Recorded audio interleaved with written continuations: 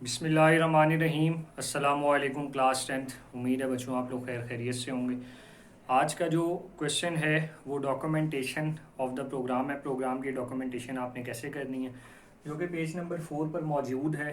1.2.9 topic है और ये प्रॉब्लम सॉल्विंग का पार्ट है। जैसे इंट्रोडक्शन 1.1, 1.2 प्रॉब्लम सॉल्विंग और 1.2.9 इसका लास्ट टॉपिक और आपके चैप्टर का भी लास्ट टॉपिक, क्योंकि हम बाकी हिस्सा कवर कर चुके हैं। इसके बाद एक या दो वीडियोस अपलोड होंगी मैक्सिमम इस चैप्टर से रिलेटेड, मे भी एक ही हो, उसमें एक्सरसाइज वगैरह कवर अप हो जाएंगी। ठीक है, तो डिस्कस करते हैं, शुरू करते हैं। सबसे पहले जैसे आपको पता है कि डॉक्यूमेंटेशन क्या होती है, तो अगर हम डॉक्यूमेंटेशन की बात करें तो डॉक्यूमेंटेशन जो है वो किसी भी प्रोसेस की रिटन फॉर्म होती है और किसी भी प्रोसेस की डिज़ाइनिंग आप कर रहे हैं और जो है वो आप फ्लो चार्ट्स बना रहे हैं, एल्गोरिदम्स बना रहे हैं, टेस्ट कर रहे हैं, टेस्टिंग डाटा है, यूज़र के लिए कुछ बातें हैं बेहतर रसाई के लिए, तो बेसिकली सारी रिटन फॉर्म में होती हैं, उसको डॉक्यूमेंटेशन कहते हैं। ठीक है, वो कहता है कि ये आपकी अपनी नेचुरल लैंग्वेज में होती है। Documentation is the detail description of programs algorithm, program के algorithm,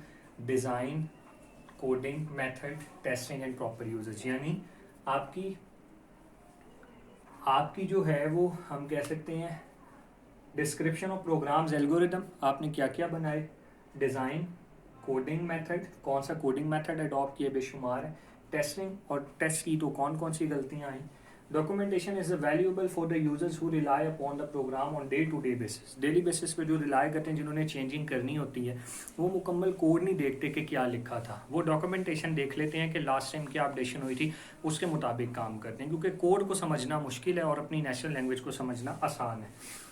and the programmer who may be call to modified. एक प्रोग्रामर है, 2 साल हो गए एक प्रोग्राम बने, उसको कहा जाता है उसको मॉडिफाई करें। जिसने बनाया था वो कोई और हो सकता है, तो जो प्रोग्रामर है वो बेसिकली क्या करेगा, वो कोड देखेगा, उसका हज़ारों स्टेटमेंट्स है, बड़ा मुश्किल है, वो डॉक्यूमेंटेशन देख लेगा तो उसको समझ आ जाएगी कि क्या काम हुआ है और मैंने क्या काम करना है और किस तरह करना है। ठीक है जी, ये आपकी डेफिनेशन है, ये 2 पॉइंट्स। और ये जो मैंने पॉइंट्स लिखे हैं आप इसी तरह लिख दें, जिस तरह मैंने लिखे हैं ऐसे ही लिख दें, या बुक में लाइन बाय लाइन लिखे आप वैसे लिख दें, वो आपका लॉन्ग क्वेश्चन है। ठीक है, तो ये पॉइंट्स भी आपने याद करने हैं।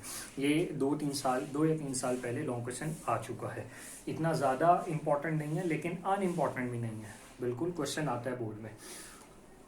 अब क्या क्या इसमें से involve, documentation consist of the following.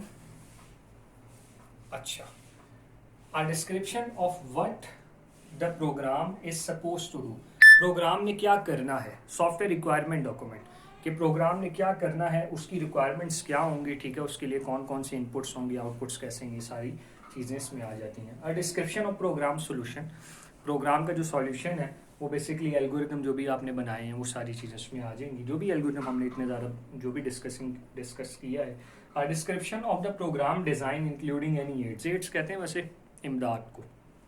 यहाँ पे एड से मुराद कि प्रोग्राम की बेटरमेंट के लिए, प्रोग्राम की बेहतरी के लिए जो कुछ चीज़ें जैसे फ्लो चार्ट और एल्गोरिदम्स हैं उनकी डिस्क्रिप्शन आ जाएगी।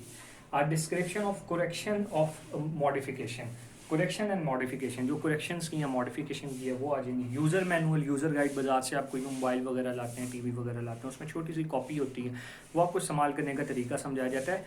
वो यूज़र मैनुअल भी डॉक्यूमेंटेशन का हिस्सा है, ये नहीं कह सकते वही डॉक्यूमेंटेशन नहीं, जैसे ये भी तो है ना, सॉफ्टवेयर रिक्वायरमेंट डॉक्यूमेंट है, टेस्टिंग डाटा है, सारी चीज़ें, लेकिन वो भी डॉक्यूमेंटेशन का ही एक पार्ट है। और लास्ट है description of program testing including test data, जो भी आपने टेस्ट डाटा दिया था वो सारा डाटा आप देकर उसको टेस्ट वगैरह करेंगे। ठीक है जी, तो ये सारी बातें डॉक्यूमेंटेशन में आती हैं। उम्मीद है आपको समझ आ गई होगी। चैप्टर हमारा कंप्लीट हो गया है, यहाँ तक किसी को कोई मसला है तो मेरे से पूछ सकता है। ठीक है, नेक्स्ट लेक्चर तक के लिए इजाज़त दें। अल्लाह हाफ़िज़।